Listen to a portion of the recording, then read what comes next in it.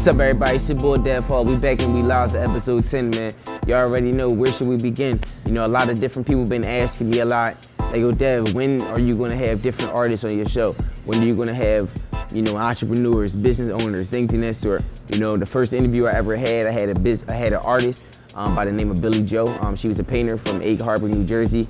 And now I have the opportunity to interview Ivben Taqiy. He's a artist from Philadelphia. And you're gonna have some type of insight of who he is in the journey of an artist and the type of work he's doing today in 2019. All right, ladies and gentlemen, I would like to introduce my special guest of the Dev Hall Show, episode 10, Ivben Taqiy. What's up, bro? What's up? How you doing, man? All right. Yo, man, I finally have the chance to interview you, man. Been some time, over a year. I wanted to interview you in season 1 at my house on the couch, but I've been waiting to expand for my show, and we are here today, man. You know, I see you working on a mural in the background. We're actually working right now, working on a project with Footlocker. It's a huge mural for the 69th Street location. Okay. Very excited to do this project. It's my hometown area. It's where I used to take on my little means back in the day in high school, middle school, my little dates and stuff. So it's a good area that I'm actually proud to be able to post up one of my artworks. Mm-hmm. You know, just something proud for my kids to be able to say, damn, that's daddy's artwork up there. So that's where I'm at right now. I got 4 days to finish this job, so I've been here nonstop every day. So just, you know, grinding it out. Now, how long have you been doing murals around the city of Philadelphia? A lot of people don't know this, but I've been doing murals for the past 6 to 8 years, I guess. Okay. I'm pretty well known for the prom mural I did for the Philly to Dubai, and then we followed back up with the Black Panther prom mural. I did that. Shout out to my homie, Country Cooking.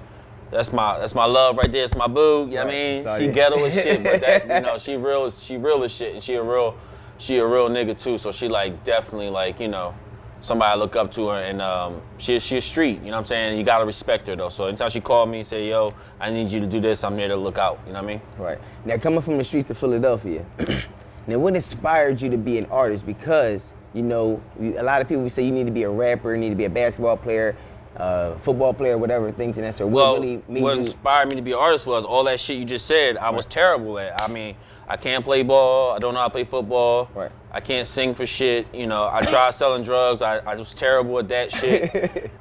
So, I mean, I'm like, shit. You know, I have 4 older sisters, and they always want to do girl shit, and I was tired of them calling me a right. I'm like, I ain't no you know what I'm saying? But, you know, I'm not going to do the girly stuff, so let me find something I like to do. Right. So I like painting and drawing, and I was actually good at it, you know.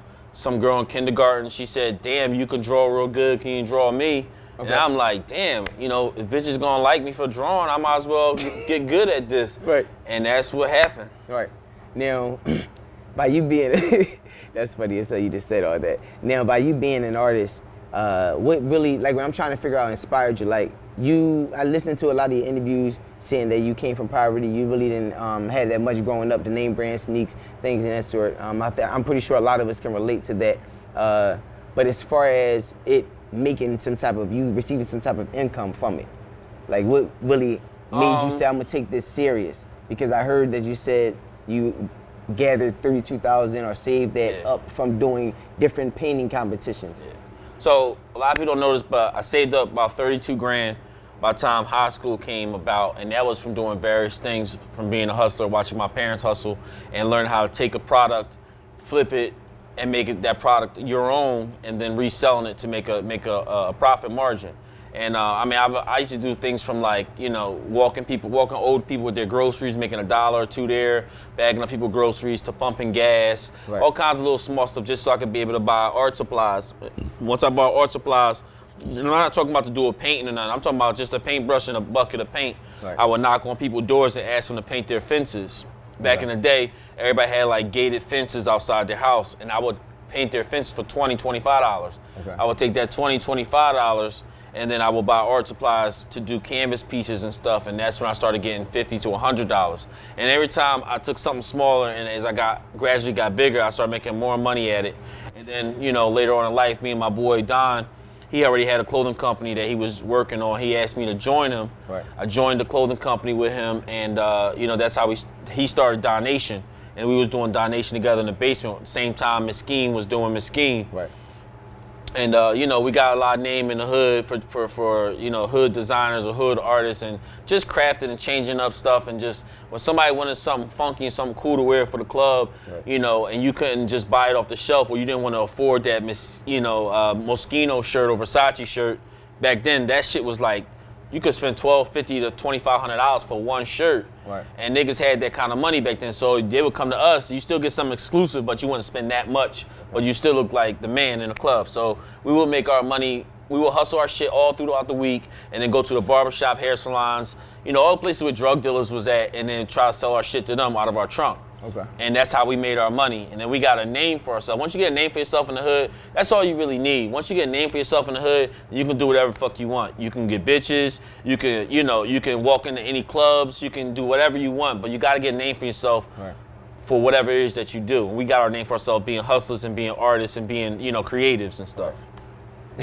Now, as far as you doing that, you had a clothing line with your friend Don, your best man. I heard you saying it before. Yeah. Now, DonNation, how did y'all get in positions to be in front of people like Jay-Z? Because I heard that you had him. Well, I walked up to Jay-Z, slapped that nigga, and was like, yo, nigga, wear this shit. Right. All right, this is the real story. Right. No, but like, see, the thing is, a lot of people don't understand, like, in the music industry, there's steps to get to where you need to get to. So anybody that's wearing clothes in a music video, there's a stylist, there's a designer, and then there's even a producer. Right. And they have the power even over the artist. Before you even get to the artist, you gotta go through these three people or whatever. You know, and they can say, yo, that's hot, you should wear that in it. Or that color matches the background, wear that shirt. Right. Or this is the most popping things, right? Nobody's wearing button-ups no more, or nobody's wearing thermals no more, nobody's wearing t-shirts no more, nobody's wearing jerseys no more. You wanna be ahead of the game, this is the new shit you need to wear. Okay. You know, I remember it was the time when Jay-Z came out with the S.Dot sneakers.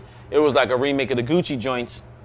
And Donnie came up with this cool, crazy design, like, yo, we should take them S.Dot sneakers and put them on a shirt so niggas got something to wear with them joints. And it was like, you could wear a plain white tee or you could wear the funked out S.Dot shirt that we made. You know what I'm saying? So niggas like, nah, give me the S.Dot shirt. Right. So you can't have that shirt for $25. That shirt gotta be a bean 50. Right. Even though it's a t-shirt, it's like, yo, it's a bean 50 shirt, nigga. And that shirt with the S-dots was a fly leg, you got some pussy that night. You know what I mean? So guys looked at their outfits like, if I can get some pussy off of this outfit, then that's a good shirt. I'm gonna get 5 more of those shirts. Right. You know what I'm saying? I understand. So we was the dudes that made corny niggas look fly. So then we became the fly niggas. Right. If that makes Regardless, sense. nah, I get what you're saying. People paid us for our creativity. We might have, y'all might make fun of creative nerds and artist boys and stuff like that, but without us, fly niggas don't exist. Right. So y'all need us nerdy ass artsy boys to make you corny niggas exist. Right. You know? Right, I understand what you're saying. Now, when I wanted to get back into the artistry, the art industry, now you basically, like I said, you met Jay-Z or not met Jay-Z, you met the stylists and things in that sort. Competition had approached LRG. I noticed that you said that they kind of was trying to like steal your designs or in a sense trying to beat y'all to a punch. Can you elaborate on that? I wouldn't say LRG exactly stole our designs, but like if I'm in my grandma's basement, come up with a cool ass idea, I'm like, yo, this is around the time the grunge and skeleton shit. If you had anything with skeletons or bones and shit on it, it was fly. Or anything with stones or like gemstones or like diamond looking shit, it was fly. Right. So we found ways to keep being creative with that same idea. And like, I remember one time I made some jeans that had like the skeleton bones in the back of the jeans. Everybody like, yo, that's hot. But Evisu was like a top jean at the time with the Evisu logo. So I said, let me mix those two things together and put the skeleton bones in the back of the jeans like the Evisu jeans. And then we did a hoodie where we did a skeleton on the hoodie of the joint and then put the skull on the side of the joint.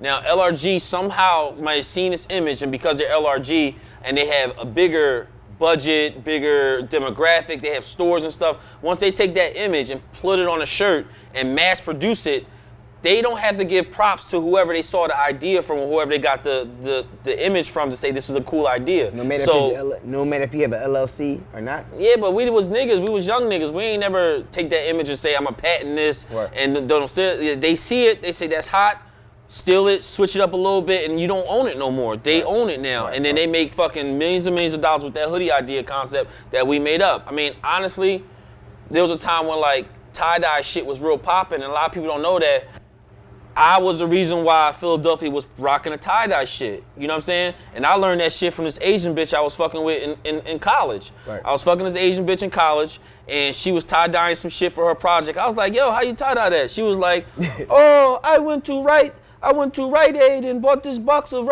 tie-dye. I was like, yo, show me how to do that shit. So she showed me how to do that shit. I took that same idea and said, yo, I'm gonna take this idea and tie-dye these hoodies and tie-dye these shirts for the niggas in the hood to wear them. And once we had the tie-dye shit done, niggas was like, yo, that's fire. Right. And then we was selling that shit. Then, you know, other companies, I feel like other companies saw the shit that we was doing and was like, damn, the niggas in the hood is wearing this. Let's start mass producing this shit. Do you feel And then though, we ain't get the props for that shit either. now by you doing that, what made you make that transition to take art serious full time from the clothing line? From you being a part of a clothing line, or are you still a part of that clothing A line? lot of things to dealt with the economy. Back in the economy before Bush fucked it up, motherfucking people had money to blow on shit like clothes and stuff like that. You know, drugs was still popping, the drug dealers was making good money, and you know, they was spending their money on their bitches and buying them Louis Vuitton and Gucci and shit. Like, people was enjoying life, but when the economy hit, the money that they had was like, you know, people wasn't spending that kind of money on dumb shit. They had to spend their money, hold it tight for the important shit. So then once the economy took that hit, it was like we took a hit too, because people was like, nah, instead of buying $400 pair of jeans, I'm gonna go to H&M and give me some $30 jeans, right. Keep it cool, you know what I mean? Right. So like, I gotta move with how the economy moved. And then once the economy got back up with George Bush being out and then Obama came back in, economy slowly started getting back up, niggas started spending their money on dumb shit again, because we had more money. So it's like, you gotta kind of move with how the economy move if you want to be able to market your brand and make money off people spending dumb shit. You know what I'm saying? Like, Right. clothes is not important. Right. You know what I mean? Now you have different studios, I know. This Yeah. is just one of your studios. And the reason I asked about the art, because you seem like you take this art shit real serious. You know, you have, I don't know how many studios you have, but I know this is one of your studios. You do portraits, you do murals, and I'm trying to figure out like, is this something that you really are devoted to 100%? Because it's Hell like, yeah. you're a freelance artist, you know, and it's like, Well, like, first why and not take foremost- a 9 to 5? You take, First and you see what I'm foremost, saying? before I'm an artist, I'm a hustler. And people take the word hustler and look at it as a negative right, thing. right, I feel that. I feel And that. you know, I'm the Soulja same Boy way. recently said Right. something about him. The female that was questioning him said, "Why do you got so many businesses. jobs, Oh, so many yeah, right, businesses?" facts. And he was like, "Why don't you?" Right. You know what I'm saying? The reason why I have so many different businesses is because if I have 7 to 10 different businesses, and we all know that millionaires, you have to have 7 to 10 different incomes coming in. We all should know that. That's Right. just like a given. If you got 7 different incomes coming in, if one is booming and doing really well, you still got 6 other ones that's still making some kind of money. In business, you have to look at it as everything has a start date and an end date. Right. You know, I don't know when the fuck I'm gonna be corny and nobody gonna wanna buy paintings again. I don't know when somebody gonna wanna stop doing events and renting my studio spaces out. Right. I don't know when somebody gonna say, oh, he's corny, I don't want him doing murals no more. Right. But I got 7 to 10 different ways I make money. Right. So that way, if something don't work anymore, I'm gonna say, okay, that business is done. I wash my hands with it and it's over. But I still got 6 to 8 different other, ways I'm making money. So I'm never gonna be broke. Right. I'm never gonna be fucked up because I can't see all 10 of my businesses crashing at one time. Right. That's really fucked up if that happens. But for the most part, it doesn't really work that way. And if you gotta kind of fill your business out to say, hey, this is coming closer to its ending date, let me start weaning out from that shit and focusing more on the things that are thriving. Okay. And most people have one source of income, and when they get fired from their job, they ready to kill themselves. Right. It's like, yo, dog, don't kill yourself. You don't got no other money coming from no other place. No, that's right. So it's like you gotta have money coming from 7 to 10 different places, even if you selling some bullshit online, t-shirts or some shit, and you only selling maybe 2 a week at $20 a piece, that's $40 a week, that's $160 a month that you're making. That could pay your insurance for your car. I don't know what the fuck it could pay, but let's just use that for instance. You know what I mean? And let's say them 2 shirts go to 8 shirts a week, and then from 8 shirts to 12 shirts a week to Right. 25 shirts a week, you can quit one of them other jobs that you really ain't need. Now you can invest more in the shirt shit, Right. and you're selling more quantity of that. Right. So it's like you gotta be able to juggle 6 to 8 different things so that when one starts popping in and doing a Watuti, you can really thrive off of that. You know what I mean? So makes I sense. love having more than one business because I don't ever want to fucking be broke. I don't see it happening. I can't be broke. That's how I look at it.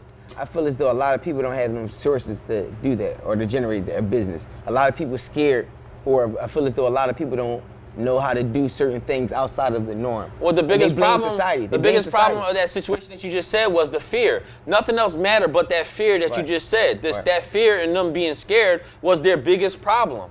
Because a lot of shit don't work in my favor. Like right now, I'm trying to put this fucking mural up, and the snow saying "kiss his ass," and it's like, you know, I can't fuck with Mother Nature. If that bitch wants it to snow today, it's gonna snow. It's fucking my money up a teeny bit, but when that bitch stops snowing, I'm gonna go out there and put the mural up. You know what I'm saying? I don't let nothing get in my way. Not no person, not no attitudes, not no bitches, not no bills. I don't let nothing get in my way because my main focus is winning and getting the fucking job done. You know what I'm saying? I got you. And if you gotta have that kind of hunger, that kind of mindset to win. Because everybody want to win and they don't see the lavish shit, but they don't see the failures. Everybody's so scared to fucking fail and to be seen as that didn't work that they don't even try no more because they're so scared of failing. You need to fail. I love failing because that failure, that moment of failure, it's a lesson. That shit make you go hard and be like, fuck, I failed. I gotta fix this shit because that didn't feel good. You know what fucked it up? You ever see like a bunch of kids in a little league and the team that didn't win still get an award? Fuck them, yo. They failed. They shouldn't get shit. Let them niggas know what it feels like to lose. Saying it's cool to lose. It's Let them little niggas know what it's like to lose because that shit gonna make them be like, fuck, I failed. We should have worked harder. We should have been in the gym. Next year, I'm gonna bust my ass so I can win that trophy, so I can feel like the winners over there. Them niggas is winners. Them motherfuckers with the trophy, them niggas is winners. Because when we watch the championship games, and let's say when LeBron lost to the Warriors that last. Ain't nobody give him no medal. Ain't nobody give LeBron no pat on his back. Hey, LeBron, good job, second place, nigga. You did a good. Fuck you, LeBron. You lost. You the first loser, nigga. You lost. Bust your ass harder next year. When you go to play the Warriors again, you can win. Put your team together, build a massive team, and win next time. That losing shit is necessary to be a real fucking winner. I agree. We all look at Floyd Mayweather and see that this nigga never got knocked the fuck out or never lost. That shit is not fucking real. Every time that nigga fight, he got the same fucking the same judges and the same fucking what's the word? The same ref. That's a fact. It's the same ref. But fuck Floyd, dog. Like he got people believing that it's okay to only win. It's a fact. That shit is not decent and not cool. I respect Muhammad Ali over Floyd any fucking day. You know why? Because when Muhammad Ali failed, or when he got knocked the fuck out, or when he didn't do it often. Don't get me wrong. No. He still was a winner to me. You know what I'm saying? I respect fighters that was fighting champions. Yeah, man, like, that's what a real champion is. I mean, the biggest comeback right now is Meek Mill. You know what I mean? And me and Meek ain't best friends or no shit like that, but I respect the nigga being from Philly and shit because he took a bunch of fucking L's. Like, Drake bodied that nigga in a rap battle, and I don't give a fuck who hear this shit. Drake bodied Meek in a fucking rap battle. Meek didn't even come back at him the right way. And now look at Meek right now. He got rid of that fucking parasite-ass bitch Nicki, you know what I'm saying? He got rid of them parasite-ass niggas in his crew that can't fucking rap or just in the fucking way, and he did some real shit, and he got locked the fuck up, which was another fucking L for popping willies in New York. He took his ass, calmed the fuck down, grew the fuck up, and now he making big boy decisions with billionaires. Like, Meek needed to go to fuck to jail. No, that's facts. Real shit, Meek needed to go to jail because he wouldn't respect this fucking win right now if he ain't take all them fucking losses. Philly proud of Meek now. We watched him grow the fuck up. Because when he's Twitter fingers, he still be writing little dumb shit on Twitter now. But when he be all that in his feelings and writing dumb shit and not taking care of his business and popping pills and shit like that, we like, yo, nigga, you representing Philly over here. We don't do that dumb shit. We grown-ass men over here. So when Meek grew the fuck up and started making better choices, got rid of that parasite-ass bitch, I don't give a fuck what nobody say. She's a parasite, bro. Oh, these nigga fans gonna be mad. I don't give a fuck about these hoes. They be on my ass, yo. Listen, man, fuck all that shit, man. My man. As soon as he got rid of her, life was so much better for him. It's easier for him, right? You know what I'm saying? He made up with Drake. They was only beefing about hoes in the first place. They both beefing about the fact that they both fuck Rihanna, they both fuck Nicki. They all beefing about some bitches. Y'all niggas need to chill with that shit and get money. These hoes don't belong to none of us, man.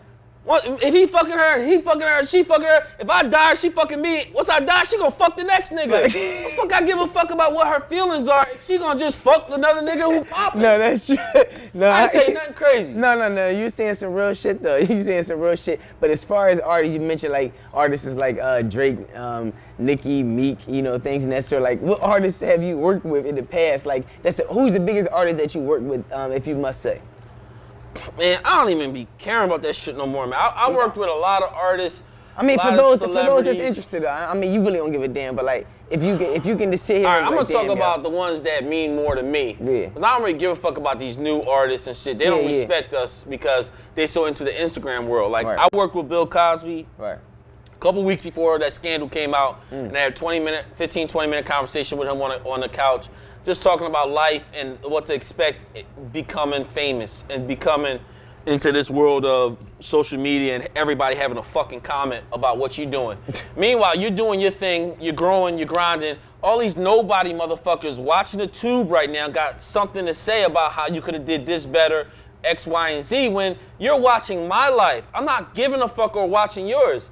There's niggas that's doing great things that don't even read the fucking comments. When I post a picture, I don't even read the comments no more. Right. Because that takes you off your focus.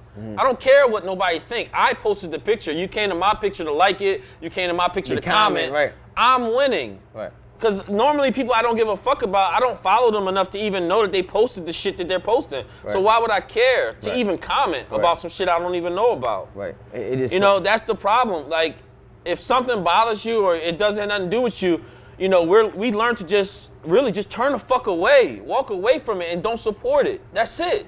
We don't gotta open your fucking mouth and comment every time somebody say or do something that doesn't agree with you. We're human beings. We're supposed to not like every single thing. They need the not like button on this thing. When somebody puts something dumb like, hey, that's stupid, I don't like it, I don't need to comment, but no, not like. Right. We're so fixated with everybody having to like everything we do that we start doing things to please people instead of doing things to please ourselves first. Right. I can definitely understand that. Now, as far as the industry goes, now you're an old head. I'm definitely say that. I'm old head. Yeah, I ain't gonna disrespect you though. You're old head though. You know I gotta respect my elders and shit. I ain't gonna say he old head, but like that. But as far as that goes, do you feel like the new artists, as far as in the art industry, do you feel like the Philadelphia, are they putting on for Philly, or do you feel as though we have a lot of artists on up and Now you talking about artists that's in like painters, not rappers. You talking about painters? Like okay. We can talk about the music industry too, cause you the bull on the ground to me. Like, I don't mean to say too much, but yeah. Now as far as artists that's in the field that I'm in, I have my. It's just a lot to say about that. I'm trying to boil it down so it can be simplified. You got a lot of artists that. You can make art that's for you, it's something that you love doing and it's expressing yourself. There's some people that make art for the likes. I know how to make art for the likes because people love, my followers, they love seeing black power, black women winning, a flower growing out of the woman's vagina to represent the earth. And all that fucking, black power shit and beautiful black woman stuff. It's amazing, it's beautiful and stuff like that, but I know that that's gonna get a lot of likes if I make a painting like that. Right. But is that really me? I also know that sometimes people use their body in the image of themselves rather than the actual artwork. So I see a lot of bitches or females, excuse me for the bitches, I was drinking a little bit, but I see a lot of females that might put a picture that might be trash or a painting that might not be as good, but the fact that their ass is fat as shit or their titties is damn near fucking oozing out their shit, it's like, nigga, am I looking at the painting you posted or that fat ass? Because if I'm gonna like this picture or that fat ass, you gonna get like. But on that painting, I'm gonna just scroll past that trash, you know what I'm saying? So now it's like, it becomes about the image of the artist rather than the actual artist. Right. You know what I'm saying? Like, some motherfuckers like me because they like that I talk like this, they like that I could be 100, whatever, and that's cool. You know what I'm saying? Some people really like my work. Some people might say my work is fucking trash, and it don't have no meanings to it. I don't give a fuck. I'm still getting paid regardless of what the people think. You know what I'm saying? So it's like a lot of people, the image of the world right now, and this goes for music, for hip hop, whatever. It's more so image has gone like this, and quality has gone like that. Right. Back in the days, to be quality was like this first, and if it was an ugly motherfucker, you're like, all right, we can make this ugly motherfucker look cool. Let's build his image up. But this nigga could sing. You know what I'm saying? It's not like that no more. It's like, damn, this nigga image is crazy. Look at 6ix9ine. He got the colorful rainbow hair. He got the number 6ix9ine tatted all over his fucking body. Right. He got all this gangster rah rah rah rah rah rah shit. You know what I'm saying? But his raps, he had a couple Art Jones, you know what I'm saying? But like, rapper, right. I agree. I don't want to hear no whole 6ix9ine album. You know what I'm saying? And a lot of these people, they're like, yo, if I can get views, I can get people to look at me, I can get people to say this is a crazy ass nigga, I'll get money from it. But so they focus more they focus more for the image versus focusing on the craft and the content of their artistry. Right. I agree with you saying. Now, I wanted to get into that. Now, is there any competition in the city, or just in the game? To be honest with you, I feel like the best artists in the city, no one knows them. You know what I'm saying? I like a few artists that are not as popular, but they get paid way more money than me to do artwork, and they younger than me too. It's this one artist named Nosego. Nosego is a dope-ass artist. We actually went to high school together. He was an underclassman. Gabe, you know Nosego, right? What's his real name? I don't know his real name either, but he went to Kappa High School. Shout out to Kappa, all my Kappa alumni. Right. And the nigga, he does amazing artwork. It's like futuristic shit. He always got some animal shit doing some stuff. He got a piece of artwork on Federal Donuts, and he getting on the side. On the side of it. He getting like 10,000 and up for murals, and then he gets national murals, and he gets over 3,000 to 5,000 per like on each painting that he posts. And a lot of people from Philly don't even know who he is. You know what I'm saying? But then you got other artists from Philadelphia. King Saladin, shout out to him. You got Billy Joe, shout out to her. You got Meliza Muse. You got Chuck Styles. You got a lot of Justin Wadlington. You know, Spectre Art. You got a lot of dope ass other artists that are popular. Not saying discrediting their work and all that, but because they're popular, it's harder sometimes when to see somebody who's popular. I'm considered popular versus somebody like my man Nosego, who's not as popular in the same world we're in. I get what you're saying. You know, but he's making way more money than probably all of us. I feel as though some people popular in the right people's eyes, if that makes sense. You know, like just like you just said, like he may be making more money. He's got a different demographic of people that follow him and like his stuff. And everybody, listen, I ain't hating on none of those people's names that I just said because they gotta do what works in their realm to make their money. You know what I'm saying? And if that's their thing that works for them, then that's their thing that works for them. Like me, I don't take my shirt off or show my muscles because I ain't got none. I'm a little fat nigga sometimes, you know what I'm saying? So I'm gonna work what works for me. You know what I mean? Now I got a beard and stuff, and I had a company come to me and was like, hey, we love your beard. Can you rock our beard cream? We'll give you X amount of dollars for this shit. You know, and I make money off of that shit. You know what I'm saying? So whatever works for them, if they can get private checks and companies sponsor them because of that thing that works for them and their image, then by all means, that's cool. You know what I'm saying? But the artistry has changed now. It's not about that anymore because companies know that we don't need to pay the big dollars for commercials now. We can get these small influencers to be able to get their demographic and their network to be able to push our product, and we can pay them smaller checks versus paying commercials and big companies to do the same shit. Now, I want to get to this question for the viewers, because a lot of people I know there's a lot of people in this DM, you know. So I'm gonna get this one question out the way. All hoes. Yeah. It's like, no. That too. Yeah, right. That too. But like when people be seeing your portraits, I'm pretty sure a lot of people curious, like, what is your starting price? Or it really depends on the size of people the always ask me this, how do they charge for their work? And I'm just like, listen, I don't know you. I don't know what the fuck you need to charge for your work. So don't ask me that. Don't ask me that question. How much should you charge for your work? Right. I don't know you. I don't know how long you've been painting. I don't know how much you spend on your materials. I don't know how long you spend on your art. Right. For me to tell you what you're supposed to charge for your shit. I know for me, I like this. I know that my time, I want to get paid $500 and up for anything I fucking do. You know what I'm saying? I got a shitload of bills. Like my bills has commas in it. You know, I'm not gonna get into details, but I have a lot of bills from my studios, my kids. I have 4 kids. You know what I'm saying? Like I have a lot of bills, so I know that I'm not gonna waste my time doing some shit for $125 or $200 that is gonna cost me more than an hour.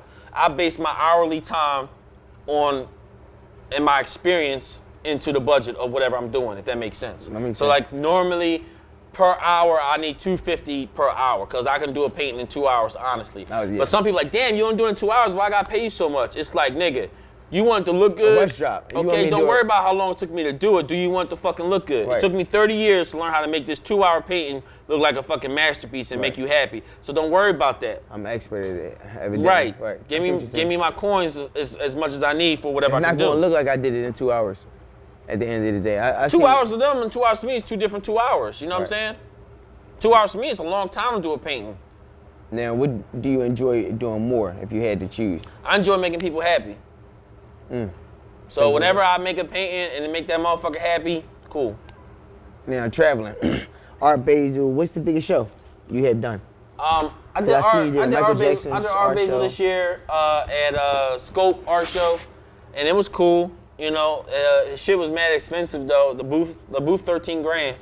You know, a lot of people don't know that booth is $13,000. I didn't pay for it by myself. I had 2 other artists that I respect, Serena, Miss Passion Art, and then I gave Tiberino a part of it too. And we split the booth fee 3 ways, which is still a hefty fee. And you still got to pay for your hotel, wherever you're staying at, your rental car, your food to eat, you know, if you got staff that's helping you, your groceries, your airfare, and then even delivering your artwork. Delivering our artwork was $1,300 to deliver it there and deliver it back. You know, it's a lot of shit. So that tab ended up going up to 20 racks.